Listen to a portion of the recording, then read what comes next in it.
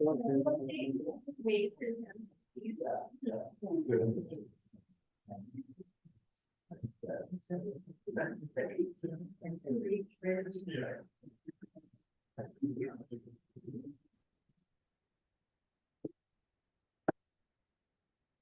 evening, ladies and gentlemen, staff, fellow councillors. At this time, I'd like to acknowledge our gathering this evening with gratitude on the traditional territory lands of the Sabat people for millennials. I would like to call this public hearing to order on September 24th, 2024 at 5 p.m. and is being held and transmitted electronically via council chambers located at 39 South Shell Road, Lake Cowichan, BC. This public hearing has been called to deal with the bylaw amendments to the zoning bylaw number 1106/2024 to allow for rental only designations with specific locations within the town of Lake Cowichan. The local government statutes have made amendments to the Local Government Act and the Vancouver Charter. This legislation provides local governments with new authority to zone for residential rental tenure, i.e. rental housing. As per the requirements of the Local Government Act, the public will have an opportunity to provide input on the proposed amending bylaw. For the sake of order, we need to establish some ground rules for the public hearing, and they are applicable to the bylaw that is the subject of this hearing and are as follows. Each member of the public will have 3 minutes to speak on the bylaw. The input should be strictly on the bylaw that is subject to the public hearing. If time permits, you may take your turn to speak again after all members have spoken. There will be no heckling, booing, or applauding during these proceedings. We must have the atmosphere which allows everyone the opportunity to express their views without feeling intimidated. This will allow the public hearing process to move smoothly and quickly. Before speaking, you must state your full name and address. As stated earlier, your input must be strictly with the contents of the bylaw and no deviation will be permitted.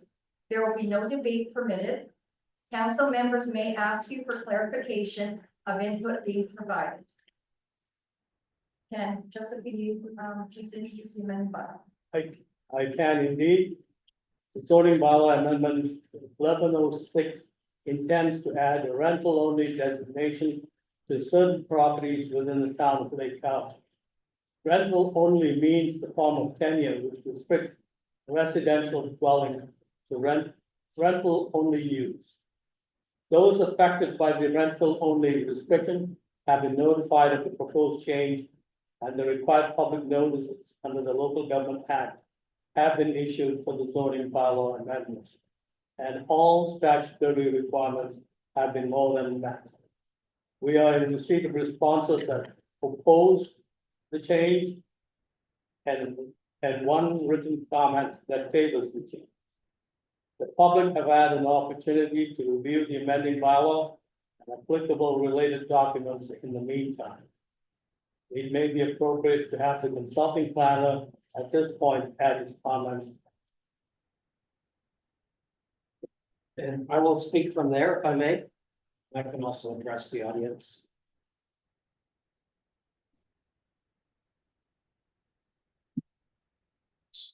Can you hear me? Good. Okay, I'm James Van Emer. I'm the consulting planner for the town and have been involved with this initiative for some time.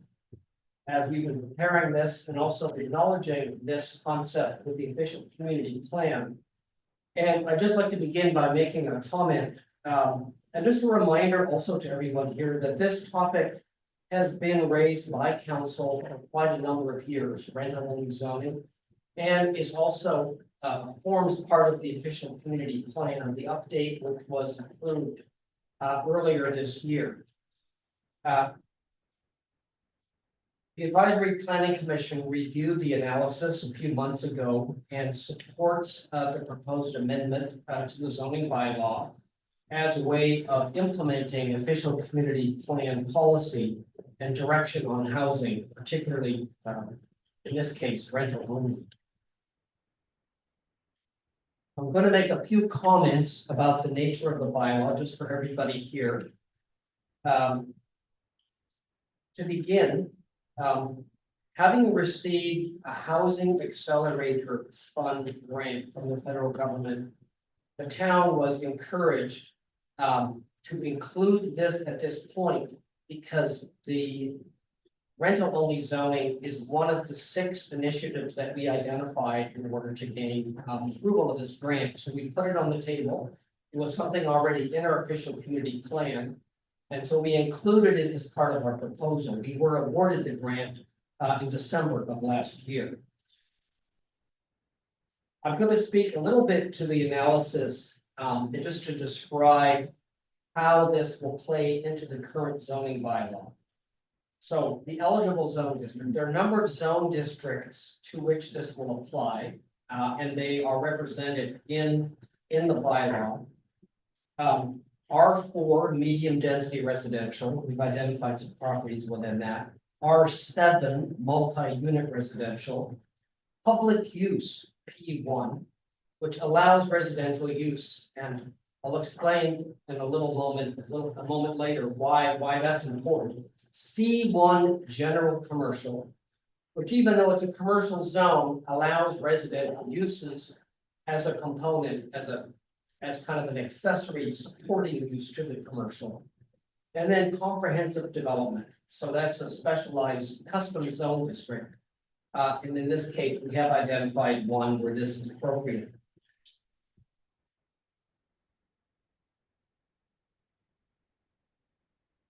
So some of the principles that we use to identify properties for this zoning amendment included the following. First of all, the official community plan policies. We looked at that and that helped us decide the background for action. We have a strong supportive base. This didn't come out of the blue. We have considered this for quite some time. So to come forward now, we feel we have a very strong foundation. And there were public hearings to that effect as well, where people could attend and people made comments, and this was front and fore as one of the components of our plan. Rezoning, this is something that has done. You will notice that this bylaw includes within the parcels that have been selected. In some cases, 7, actually it's 9 cases. We are also proposing to change the zoning to allow multi-unit residential. Essentially, you might argue it's an upzoning. So in some cases, like C3, which is commercial, we're proposing a zoning to R7. So that would be part of this this amendment, is to actually include an upzoning as part of this. So yes, there'd be the rental-only component, but it also would include now zoning that doesn't exist before. So in a number of cases, the number of permitted uses goes up to substantial. The characteristics identified by the City of Victoria and the Rental Tenure Workshop were very helpful. So many communities have explored this across the province, and we learned some lessons from them. City of Victoria had a very thoughtful workshop, and we use some of those as part of the analysis, and includes access to transit, existing infrastructure in place. And so those are examples of some of the criteria that were used to determine which parcels would be identified and put into the amendment.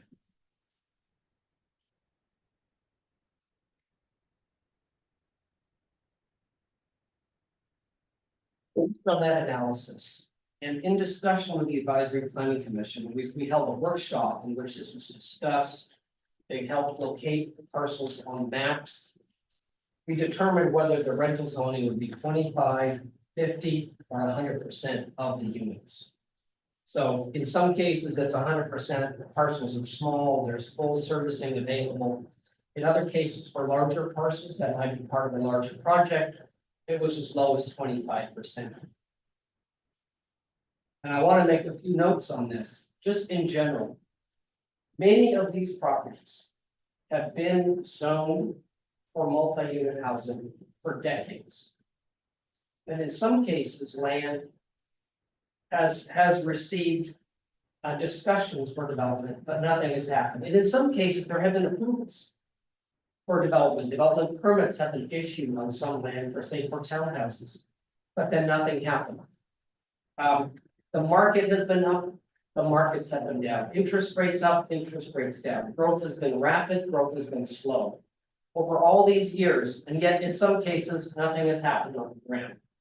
So given this initiative, it is hopeful on our part that we now will see some movement through these actions by both upzoning and identifying some rentable zoning, where the property now will be priced appropriately to reflect what the town citizens would like to see happen on the ground. There are broadly three categories of properties that have been identified. Some are completely vacant. There has never been any development. We also have identified quite a number of properties which already have residential apartments on them. This is intended to protect those properties as rental properties, so they don't get turned over into condominiums for sale. So this has been something that has been proven in the courts, that communities can protect the existing rental properties. And so that is something that this bylaw also does. So a number of the properties are properties that are parcels that have already developed. So, and I also want to make a comment, just to be clear for everybody, that having a residential only component as part of the zoning for the parcel does not in any way preclude the other uses already permitted on it. So if it's a commercial property, for example, all those commercial uses are still in play, and the rental only would only apply when those future units are added to that property, should they be added in the future. So just to summarize again, there are nine of the 24 parcels we have identified are being upzoned to higher density multi-unit, or adding units that were never there before, like from C3 to R7. And there's 24 parcels in total. When the Advisory Planning Commission reviewed this, some of the properties that were initially proposed were taken off as part of the discussion, so this is a reduced list.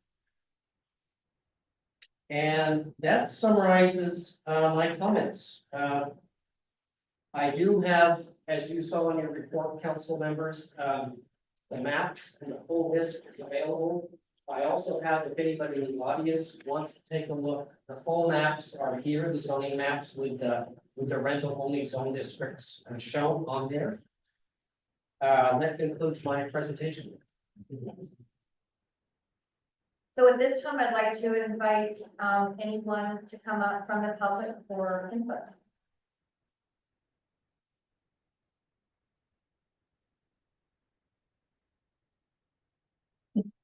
I guess.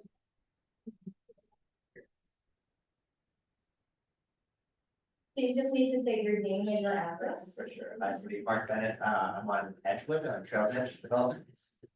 Just a question, I guess, apologies in advance. I guess I missed a couple of these prior meetings on this topic. I would just like to, a couple of questions. Which properties were actually removed from the initial 24 that were proposed to be rezoned? Why was it decided that they were removed? James, could you? Well, I can recall one for certain, and that was a P1 zone piece of property. It's former it's it's a former school district site. That was removed. Okay. Just that one question, I was just curious. Yeah, just how we decided on these zones. I wasn't sure that I wasn't familiar with the 24, so I'm just curious if it's just our neighborhood or if it's others. So I'll take a look at your map and apologies for missing it. That's right. Thank you. Thanks. I'd like to do a second invite for any public input.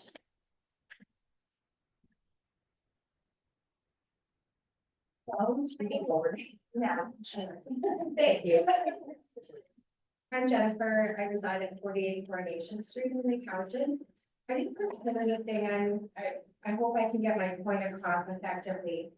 There's a couple of thoughts that I have. I'm a local real estate agent in Lake Cowichan, and I'm part of the project at Trails Edge, which has been identified, or two of the lots have been identified that will be affected by this zoning change. You talked a little bit about upzoning, which is wonderful for individual owners of properties that can now utilize the property maybe in different ways. It adds value for resale when someone goes to sell that property. I want to talk about down zoning. Because what's happening in Trails Edge is there are two lots. One of which that is going to be or proposed to be 25% allocated to rental only. And one lot that was designated as or planned to be a 12-unit townhouse development will be designated for 100% rental. Now, I want you to imagine for a moment that you own this property. You've taken on risk, financial burden to bring that property to development. You're in the infancy stages of developing that property and selling lots. You're taking on a huge risk. In comes the town after it's already been zoned a specific zoning. And they downgrade that zoning to rental only. I don't know about you, but I don't think that that's fair. It's not right. I think that providing rental opportunities and incentives from local and provincial governments for rental built homes is a noble cause. And I think it's very important in every community. However, I think that we're going to start looking for that type of property is maybe in your own property banks. I want to refer to the property that's behind my home. It was donated by the town of Lake Cowichan to the seniors for the senior society for senior built properties.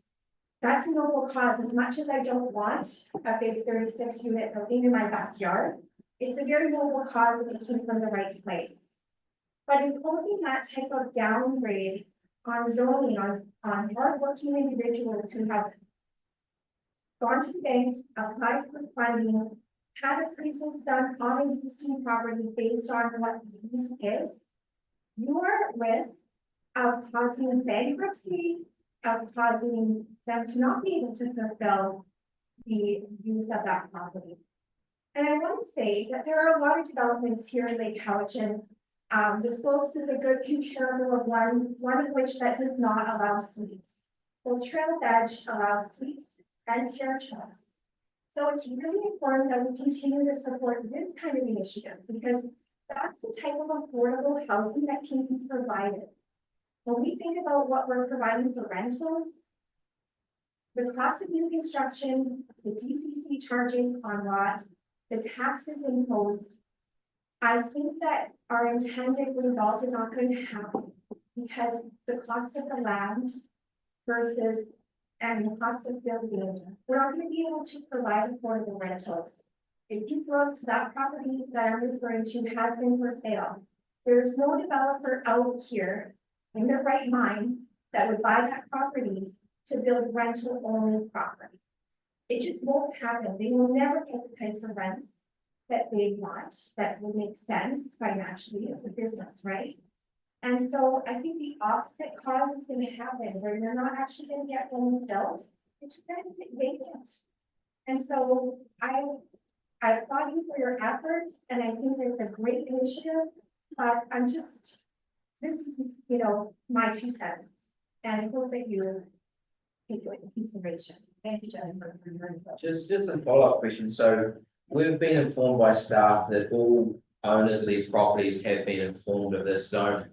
And we've seen no objections to it. I understand that this property is probably for sale, but have the current owners been notified and have you received any objections from the current owners? Oh, yes. So you didn't receive a letter today or yesterday from Kent and Barbara McCall, or from Sandy and Jody McKenzie.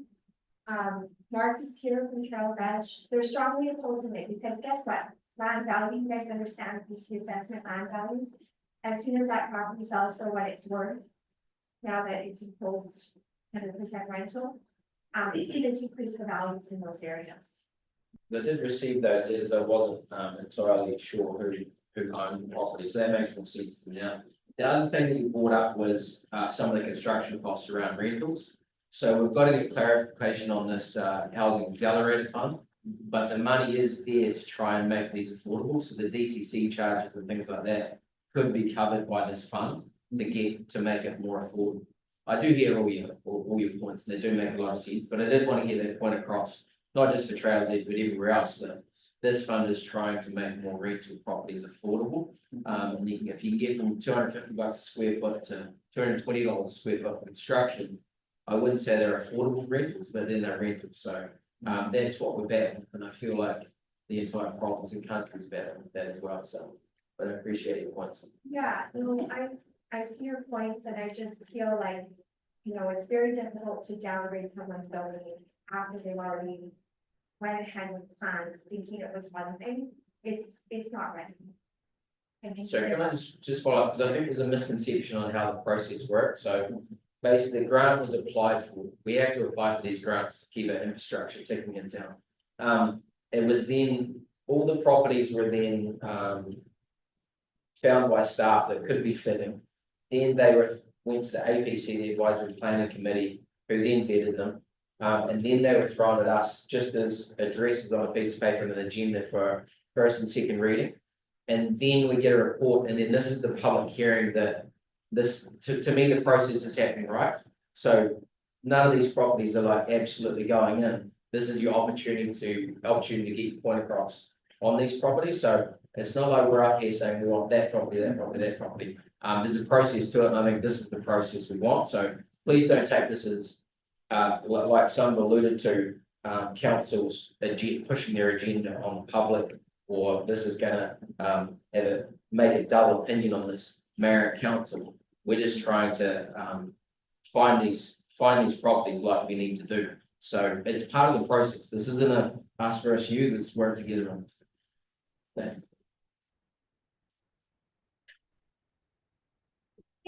Go ahead, just state your name and spell name and your address. So Tara Mearsma for 124 and 110 Road, which is which is here. To introduce us to this property, it's a small family, myself and my dad, that have started this company back in 2014. We built up and purchased that property in 2018. When we did purchase it, the lot values were in a decent place. GCC fees were relatively great in Lake Cowichan, and the cost of those was significantly lower than it is now.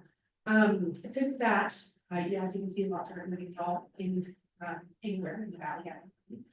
DCC fees for us have increased from $4,500 to $35,000, which is a 700% increase since we first started this project. And the cost to build has doubled. So you were saying 220 to 250 a square foot. That's real slim numbers. I'm not sure you can find a lot of people build for that price. You're looking at 30 to 250. So in regards to building things like duplexes, or sorry, triplexes, townhouses, and fourplexes, there is no BC housing funding for any of that. So you'd have to ask the developer to take on that cost to fund the entire build and then hold that cost long term, which only works if you're a big company and you have big pockets. So somebody like us, we would be able to build at that cost. Like there's no way that we can afford commercial financing to build just even a triplex on our own units. On top of that, there's no really ability to recoup any of these costs in any immediate term. So this would have to be a 20-30 year plan for us to get back to square one, which we have done for the last 10 years to get to this point. So it would completely handcuff us our ability to continue. It also leaves us with the inability to sell these lots, like you mentioned, Jennifer. When you have these properties, you can only sell to a developer who can afford to pocket or to put that kind of money down on a long-term investment. So it takes our property value from wherever it is at R7 significantly down to our rental value. And this may work on things like apartment buildings and stuff like that, where you can get some BC housing funding. But when you're looking at a small family development who's just trying to get houses out of here, this is devastating for us. And then also to add on the grants, we were told about grants 1 year ago in one of the council meetings, and I've inquired about it a couple of times, and I've been told that it's not relevant to what we're doing. So I appreciate that the information that you have is that this could help us and get us to a place, but when we're sitting at 4,500 and now we're 35,000, if that maybe covers that, there's still the cost to build, there's still the long-term delay, it's still a significant impact for us. The other things is that it would change it would downgrade us from R7 to R7R, which is rental only, which is not enough zone for us whatsoever. And it's like, I know you were mentioning like pushing your agenda. It's, municipalities, townships, all of these things are meant to be a city or a township to work together to see the town's vision. And I completely appreciate the need for rental housing and affordable housing and all of those initiatives. But I also, to people who have been working many years just to get to this point where we can now build, it's very, very devastating for us. And I did have a question about, so it's triplex, fourplex townhouse on ours, but it doesn't say anything about duplexes with suites. Can you repeat the question? It says townhouses, duplexes, or so townhouses, triplexes and fourplexes, but it doesn't say anything about duplexes with suite no. We're not anticipating that. So in our scenario, that would kind of force us to lower our density codes because of that scenario. Is this the, I didn't catch your opening comment, is this on Elk Road? Yes, Elk Road, yeah. I think it's a percentage, I'd have to, well, let me. And look at that's the at bylaw. 100%, which is like, Let's see how I wrote the bylaw, how we put it in here. I think we were quite specific on this. Just a minute.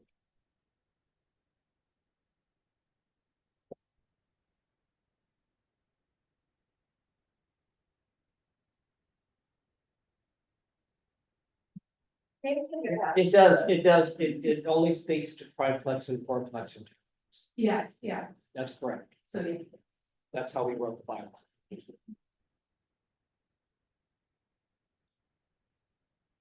Good afternoon, my name is Sharon Halsborough, and I'm the agent for the owners of 1519 South Shore Road.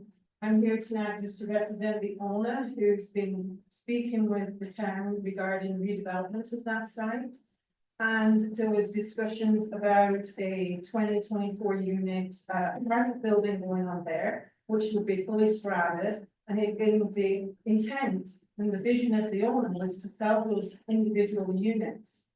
And given that it's prime waterfront, having 50% affordable housing is not going, it doesn't complement the pro forma that we've been working with.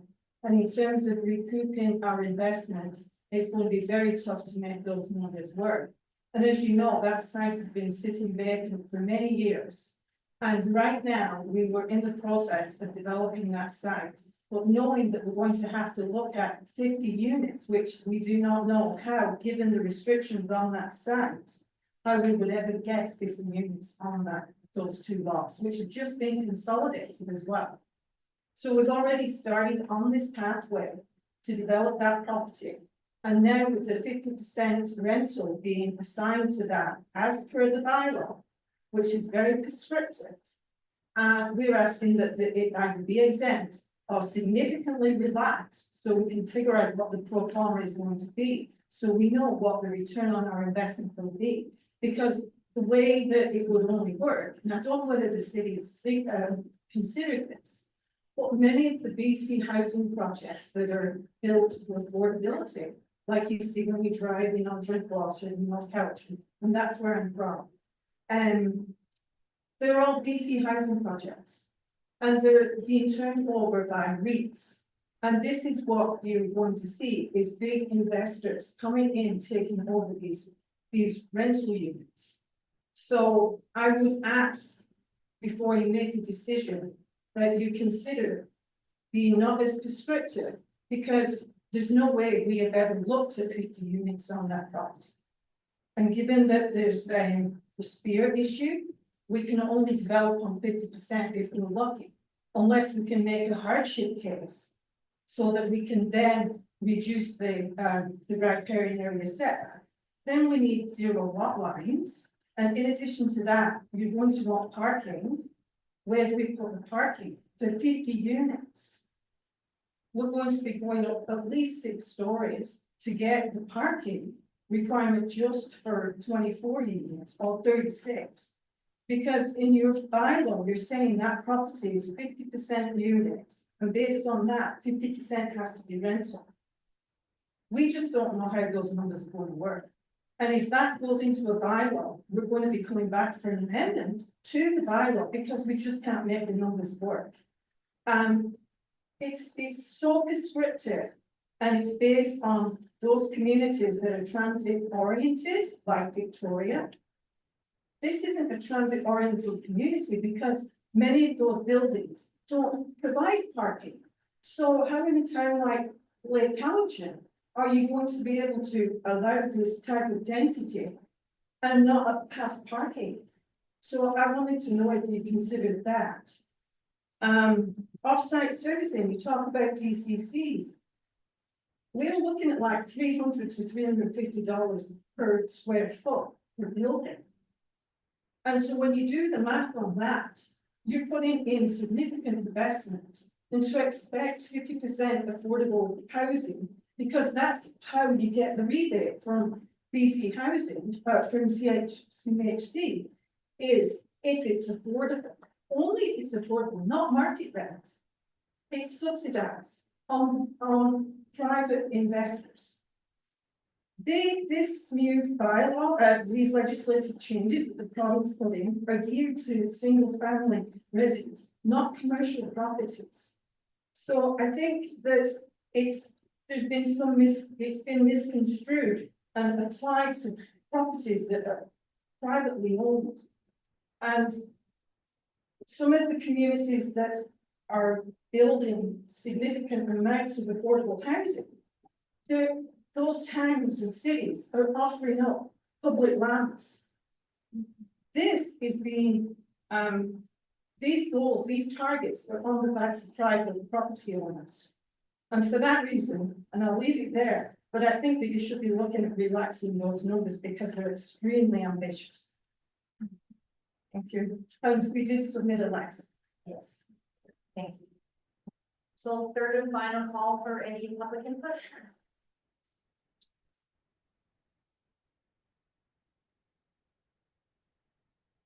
Viennese wants to see Edgewood Drive.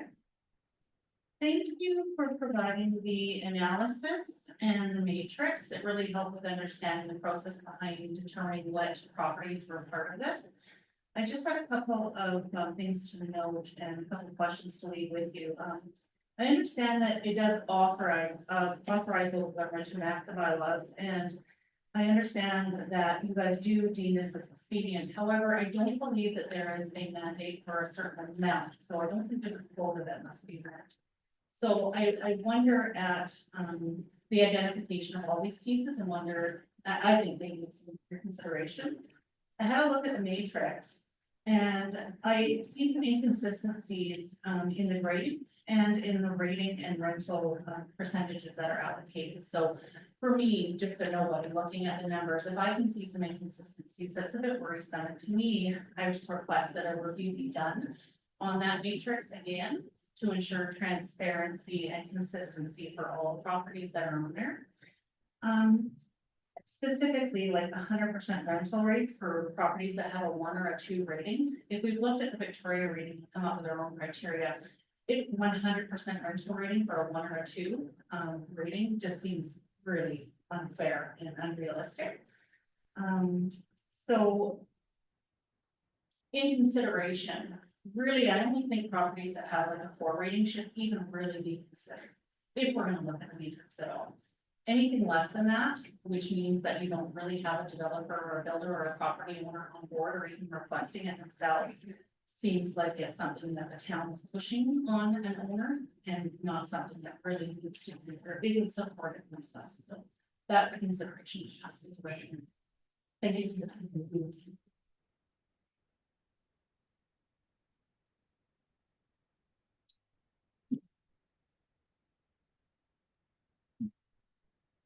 So your name and your address.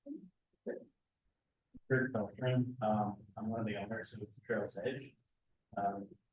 118 Edgewood Drive, which is being considered for 100% rental only, and then the other lot 2 doesn't have a facility.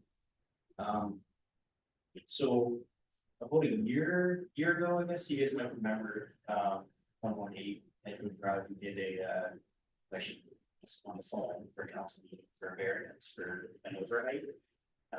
So we went through that process with you guys and then did a development permit the town of Joe. So significant costs that put into that property. Hydro, design, civil design, engineering. Those very aesthetically pleasing gyms. Building with the Java design and James David as well. For us to receive these letters unannounced a month prior to this meeting is unacceptable. For us to own property that could provide affordable housing right close to town. With no communication, this is something that's important. To me, it's just. blows me. So. On the other side of the street. 25% rental. Only, and as Jen mentioned, we had it for sale, we didn't have one. Person even interested. This is before this was. Proposed. So, like finding someone who can build this. Buy these affordable. Doesn't really line up. To me, makes sense, like Jen or someone else mentioned about. Like slopes, they're not allowed to have suites, right? That full build up, probably 200 doors, 50% of them had suites, there's 100 affordable rentals. Then also like, they can keep people in line, things in chat, right? Like, if they're living under their roof, it's gonna be, next thing look tidy. I don't know, just. To me, just having. Private. An owner. Paying taxes. Laying money out, trying to get this done, and then just to be. You know, told that your property is gonna get. Just changed, so. It's just, it's not fair.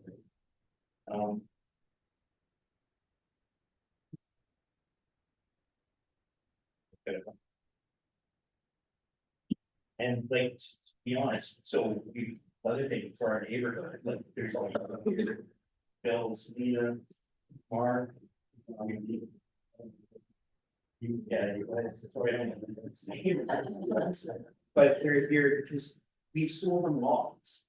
And like under the pretense that, yeah, they knew there was gonna be a nice, something aesthetically pleasing for the community. But for our little video there, there's some nice townhouses that would provide affordable. Living, like people can afford to buy these, right? But now they've laid their money out too, and the pretense, now their values are essentially drawn, right? So it's not just gonna be us upset, it's other residents in the community. The other thing is to consider is that it's not even really, like Jen mentioned, there's that spot right on the post office here. Like we're out off the main track, but there's not even a bus route. The W&Js and these guys that build these rentals, they look for core areas. They're not looking for an area. You know, or something. Finish. I don't see why the private sector, look at, you know, tax paying citizens know what's out there. They live in the community. So why I should take the burden of the, like, hyperinflation government. Or it keeps down towards the town. When I spoke to you, James, you said it's the government doing it, it's not us. That's fine, but I don't see why. Why is a private investor, I should. That's. Thank you very much. One further call for public input, and then we have to adjourn this meeting.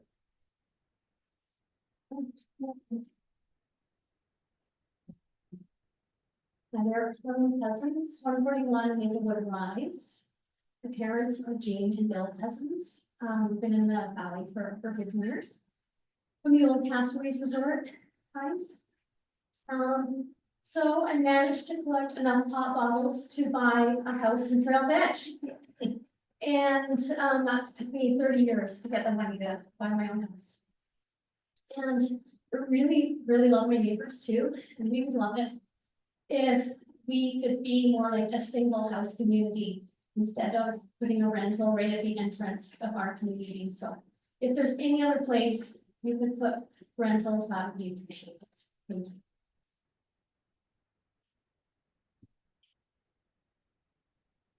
So with the closure of this hearing, no further verbal or written presentations on this amending bylaw will be received by council or any member of council.